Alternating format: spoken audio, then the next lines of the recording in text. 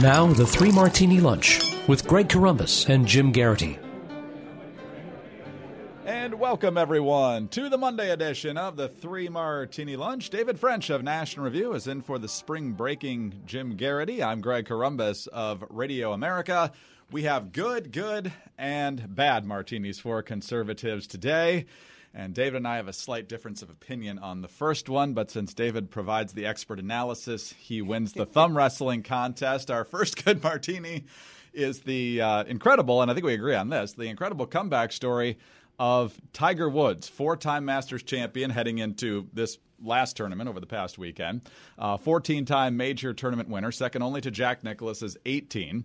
But, of course, he hadn't won a major since 2008. Late 2009 is when the personal problems started spiraling out of control. And then in the intervening decade, he had a multitude of back and knee surgeries. And, well, he spent a lot of time away from the course. And a lot of folks thought that getting back to the top was going to be impossible. But he put together 4 phenomenal days at Augusta National. And here's how it ended with the dulcet tones of Jim Nantz on the 18th green. Many doubted we'd ever see it. But here it is. The return to glory. So, David, we agree that it's a phenomenal comeback. I think it's the greatest golf comeback since Ben Hogan was nearly killed in a bus crash with his car back in the late 1940s. A lot of folks thought he would never walk again, came back to win a bunch of majors. This is very, very close, given that Tiger Woods has had spinal fusion surgery. So the physical and mental accomplishment here is phenomenal.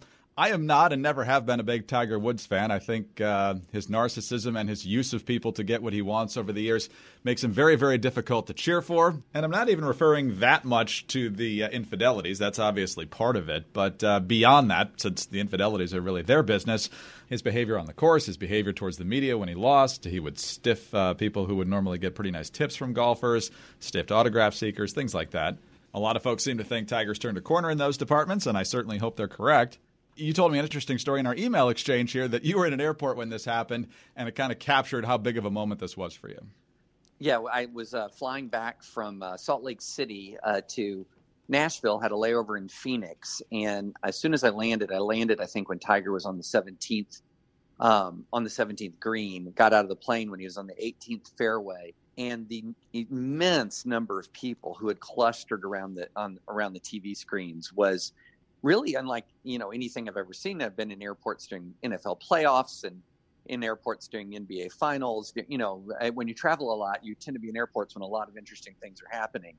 And the place was just it was just packed. The restaurants were just packed with people watching. And when he put that final putt in, the entire airport, you could hear the cheers echoing up and down the terminal. Look, people are, for lots of really good reasons, people love a comeback.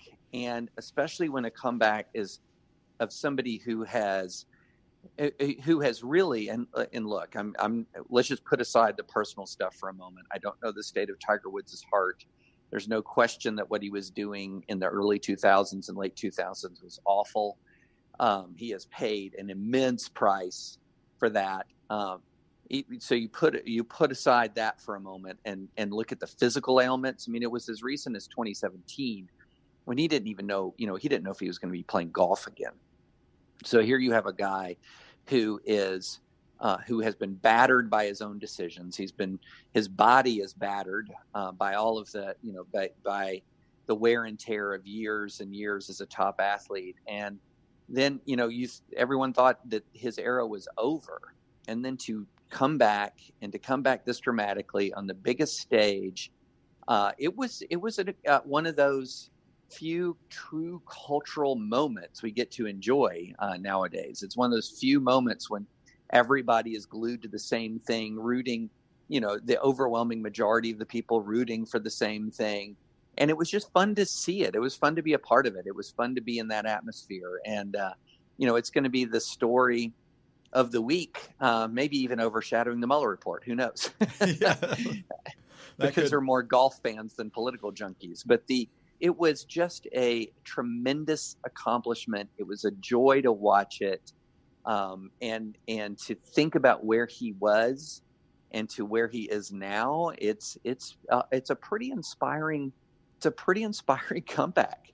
So put the bow on it. How does this inspire or appeal to conservatives? Is it just the work ethic, pulling yourself back up time and time again until you reach the mountaintop again? I don't know if that there's a specific appeal to conservatives. I think this is just an appeal to people, and conservatives are people too. It's just one of those moments in American history, in sports history, where an awful lot of us were enjoying the exact same thing for many of the exact same reasons. But yeah, I think if anything, there are conservatives who are like you, more skeptical of Tiger because of his obvious, pretty glaring and terrible flaws. Don't know where he is as a human being now, but I'll say this: it was incredibly touching to see the embrace with his kids, because when you think about it, I believe his son hadn't even been born yet when he won his last major. That's his right. daughter was 1 year old, and they've grown up entirely in the shadow of the fall of their father. And so to see their father, have this moment, I think, that's incredibly special. It's obviously a big moment for David here because, this was Game of Thrones season premiere and the start of the NBA playoffs, and he's most geeked up to talk about the Masters. So that's when it's a big event.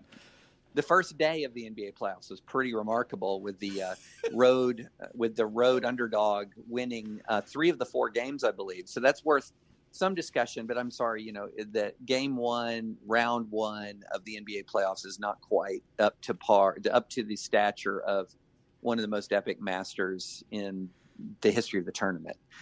We'll have plenty of time to talk about the NBA after this. Let's go on to the second good martini now. And David, I have to assume that ever since about mid-June of 2015, Democrats have really enjoyed watching the right battle itself over what to do about Donald Trump. And when you are firmly on one side of the aisle watching the other side in complete disarray, it means it's time to pop some popcorn. And the infighting among Republicans always gets more media attention than infighting among Democrats. But when you get that little bit of glimmer that it is happening on the left, it's just delicious. So Nancy Pelosi is Speaker of the House. She's had some frustrations, which Jim and I have chronicled, with the AOCs of the world, Rashida Tlaib's, Ilhan Omar's. That's another issue that's popping up for her this week, which we'll get to in a moment. But Nancy Pelosi was interviewed by Leslie Stahl on 60 Minutes, and here's a bit of how this heavily edited conversation went. So you are contending with a group in Congress. Over here on the left flank are these self-described socialists. On the right, these moderates. And you yourself said that you're the only one who can unify everybody. And the question is, can you?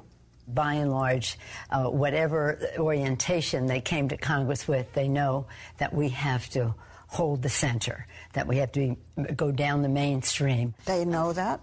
They do. But it doesn't look like that. It looks as if it's fractured. She likes to minimize the conflicts within her caucus between the moderates and the progressives. You have these wings, AOC and her group on one side. That's like 5 people.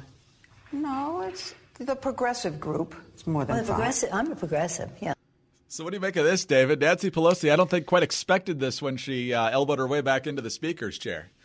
No, but, my sympathy is limited because nobody told Nancy Pelosi to pose in Vanity Fair and Rolling Stone with Omar and Rashida Tlaib and Alexandria Ocasio-Cortez. So, they're very, very happy to elevate these people in some outlets while sort of trying to shove them aside in others. And, I think that what's happening here is the Democrats have reached a realization, in part because this really big New York Times story that came out last week, which I think is really interesting and people have not fully appreciated its impact. They did, relying on some outside data, they did a comprehensive analysis of the Democratic primary electorate and found out that online Democrats, those people who are most sort of prominent in the national conversation, who dominate Twitter, who dominate Facebook, et cetera, are outnumbered 2-1 by Democrats who are not online very much, who are not on social media very much. And the far greater number, the 2-to-1, the majority of them are actually label themselves moderate or conservative. And the minority of Democrats, the ones who are very vocal online and in social media, are much more progressive. So it's funny. It's almost as if in the last 5 days, you've seen this kind of awakening in the Democratic Party and amongst some of these Democratic candidates saying, oh, maybe I don't have to be a servant to woke Twitter. Maybe in fact that might be bad for me, because woke Twitter is not representative of my own electorate. And I think that you're beginning to see some of this walk back in a very interesting way from this general consensus that says, this is going to be the woke Olympics. Now, I do think you're going to have an awful lot of wokeness in the Democratic primary, but you're going to have a lane that exists, and it does exist, for the person who's going to be able to say, look, I'm going to return America to normal. I'm going to be the person who is in the mainstream. I'm going to fight extremism. Biden would compete in that lane. Beto may be competing in that lane. Buttigieg in some ways is, some of those guys are trying to do, you can see they're trying to do a tap dance where they, on the one hand, are trying to stay in good graces of woke Twitter. And then on the other hand, they're trying to maintain enough wiggle room for, when the primary goes to real voters and not Twitter observers. And so, Buttigieg, for example, would say, well, he's for Medicare for all who want Medicare, which is a way of saying public option without dismissing sort of the Medicare for all language. An interesting little tap dance there. So I think what you're seeing is this sudden realization that, oh, wow, we don't need to follow Twitter trends, and maybe shouldn't follow Twitter trends to determine who's going to be the Democratic nominee, because that might actually cost us in 2020. And it might in the primary cost the people who are most aware of sort of these online trends and fights. So I think Nancy Pelosi is a pretty shrewd politician, and some of the other shrewd politicians are realizing that they might have a problem on their hands. They just might. And so Joe Biden is basically telling folks, assuming he gets in here, that he's going to be the link back to the Obama years. And you've got AOC saying that Biden just doesn't really animate her. So just a couple years after the end of the Obama years, that sounds like the woke crowd is ready to move on. But as you said, the bulk of the party might not be with them yet. So and that's probably a good thing. We conservatives need to be careful about the popping popcorn, because the Democrats were really popping popcorn for about a year and a half until about 10 p.m. on election night. And then the popcorn started tasting bitter in their mouths. So, it's entirely possible that you can sit there and pop popcorn and think that, oh, look, the Democrats are sort of walling themselves off for the electorate. But then when the election gets binary, people who, maybe are suboptimal candidates, not the first choice type candidate, becomes the only candidate. Well, then it gets, I think, as Donald Trump showed, much less predictable. So my own view is that we conservatives should want the Democrats not to nominate the candidate who we believe is most likely to lose, which is, of course, what the Democrats were rooting for when they were rooting for Trump, but rooting for the candidate that, if that candidate wins, is better for the country than the alternatives, because we just got to get out of this mindset that says, hey, the other side's mistakes guarantee our victory. That's exactly what the Democrats thought on election, right up until 10 p.m. on election night. So the popcorn can be tasty, but the popcorn can turn bitter quickly. So let's talk about Ilhan Omar from Minnesota. She has gotten herself in a whole heap of trouble a few times already since taking the oath of office back in January. I believe there was at least one resolution condemning anti-Semitism in general, and then Nancy Pelosi circled back another time, and the Democrats weren't up for that again. But the latest dust up here is about Ilhan Omar's comments to a CARE banquet back in March, where she had this to say about the creation of CARE around the time of 9/11, which is not actually true, but here's what she said. CARE was founded after 9/11 because they recognized that some people did something and that all of us were starting to lose access to our civil liberties. CARE was actually founded in 1994, but so she says some people did something, and that obviously upset a lot of people. You have Dan Crenshaw, congressman from Texas, who tweeted out, first member of Congress to ever describe terrorists who killed thousands of Americans on 9/11 as some people who did something. Unbelievable. At that point, AOC tweets out, you refuse to co-sponsor the 9/11 Victims Compensation Fund, yet have the audacity to drum resentment towards Ilhan with completely out-of-context quotes. In 2018, right-wing extremists were behind almost all U.S. domestic killings. Why don't you go do something about that? Here's what Crenshaw said on Fox News Channel. Last I checked, I thought I did defend 9/11 victims. I went overseas and tried to make sure that this attack never happened again. Exactly. And made sure to take the fight to the enemy that committed it. It's not just her either. It's also her counterpart in New York, Max Rose. I mean, the fact that they would double down on this and try to provide cover for Ilhan Omar, when all you have to do really is say, hey, she misspoke, or maybe she didn't mean it that way. Why don't you say that? And then, of course, the dust up over the weekend when President Trump tweeted out a video splicing in Ilhan Omar's comments with footage from the 9/11 attacks themselves. And a lot of Trump critics saw that as an incitement to violence against Omar. And Nancy Pelosi is now looking at beefing up security for the Congresswoman. So, David, you are a veteran of the global war on terrorism as well. So I'm guessing you have a perspective on this that a lot of folks are going to want to hear. What do you make of how this started and the back and forth we've seen since then? I think it's entirely possible we may have come close to hitting peak stupid on Twitter over the weekend.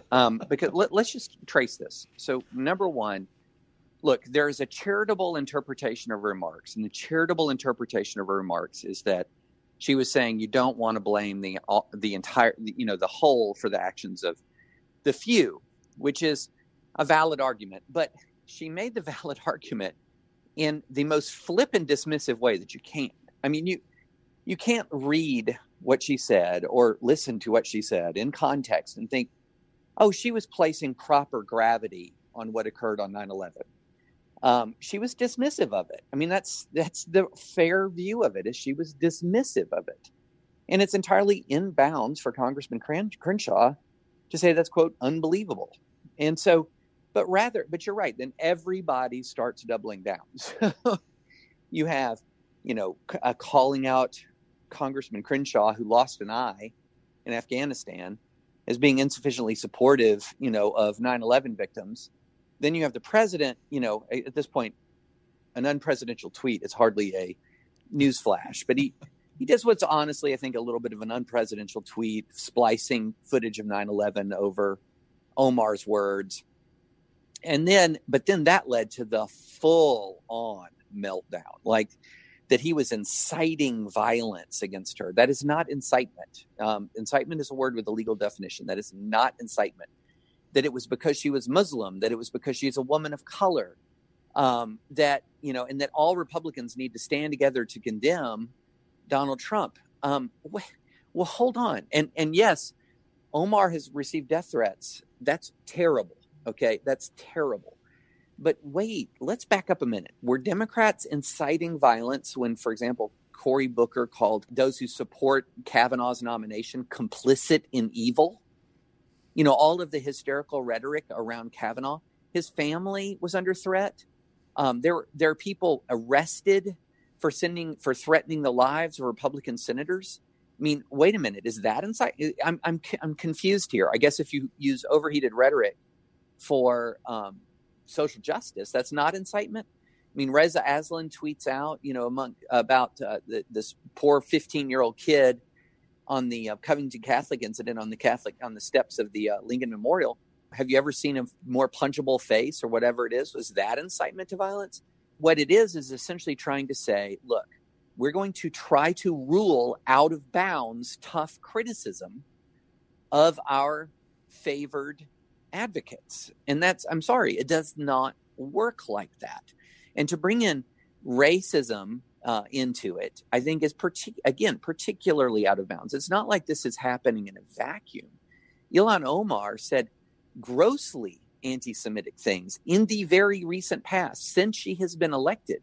Not just dog whistle things. Forgetting all this dog whistle nonsense. She was just whistling. There was nothing dog whistle about her anti-Semitic comments. And so here you have an extremist congresswoman who is engaged in anti-Semitic rhetoric, and then who is undeniably dismissive of 9/11, and tough criticism of that is inciting violence. Is that where they want to go here? Because if tough criticism is incitement of violence, well, I've got some words for the left. It's gone over the top time and time again in rhetoric. I mean, we've seen allegations that Republican tax cuts will kill people. The Republican health care plans will kill people. That's where we are in our rhetoric. And so, look, this idea, number one, was some of the criticism of Ilhan Omar over the top? Yes. Were Ilhan Omar's comments treating 9/11 flippantly and dismissively? Yes. Were Republicans inciting violence against her with even the over-the-top critiques? No, not at all. And by the way, if you're going to make that argument, physician, heal thyself. But yeah, this was just absurd. It's absurd. It got to the point where I just had to close Twitter because of the sheer volume of stupidity that was flowing from it. It was remarkable, just remarkable, with no one showing any humility, no one showing any consistency, and no one recognizing the harm that people on the other side have suffered. Very well stated, David. And it raises a question in my mind that reminds me of every summer we have interns here, college students, of course. And I ask them when they come in, what's the first major news story you remember? And for the past several years, most of it's been 9/11. But for the past few cycles of interns now, they don't even remember that. Which makes me wonder, since obviously it's almost, 18 years ago this September, so college students wouldn't remember it anymore. What does it mean that people who are voting, people who are coming of age in politics now don't have that seared into them like everyone who can remember that so vividly back then? As it retreats into the past, people are not going to realize the gravity of the moment. I mean, this is just something that happens all the time. Not to digress too much philosophically, but one of the things that I think has in the not so distant past, which has led to what has contributed to one thing that I think contributed to the launch of World War I is that the memory of catastrophic conflict. Europe as a continent had been relatively peaceful since the Napoleonic Wars, with some limited exceptions. And the memory of catastrophic conflict had drifted from public consciousness. And so when people launched what unfolded in 1914, they didn't know what they were getting into. And, you see an awful lot of times when a terrible event recedes in the past, the gravity of the event begins to diminish. It's one of the reasons why it's so important to maintain education about the Holocaust. It's important for students to go through the Holocaust Museum, so that as that event recedes into the past, we don't lose sight of the gravity of the harm. And, it's very easy to judge the actions of the past by the standards of the present or by the ignorance of the present. And that's one of the things that one reason why I have a problem with her flippant comment about 9/11. And it makes the American alarm in response to what occurred on 9/11 seem unjustified.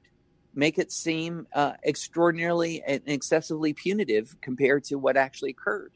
But what actually occurred was the worst loss of life in U.S. history from a foreign attack, and the most serious foreign attack on an American city since the British burned Washington, D.C. in the War of 1812. So, to say, she almost treats it as if Americans just grossly overreacted. Well, it was a horrible day. was a horrible event. And to treat it so flippantly denies the actual power of the event. It's a form of ahistorical revisionism. So thankful for those who answered the call to serve, yourself included, and Congressman Crenshaw, obviously, with the sacrifices he made, and many, many others along the way, and the families, of course, of those folks. Tough time for them, I'm guessing, with all this nonsense going back and forth on Twitter as well. David, always great to have you with us. Glad you're here for the whole week, and you and I will talk again tomorrow. Looking forward to it. Thanks so much. David French of National Review, in for Jim Garrity, who is off all week. I'm Greg Corombos of Radio America. Thanks for being with us today, and tune in again on Tuesday for the next 3 Martini Lunch.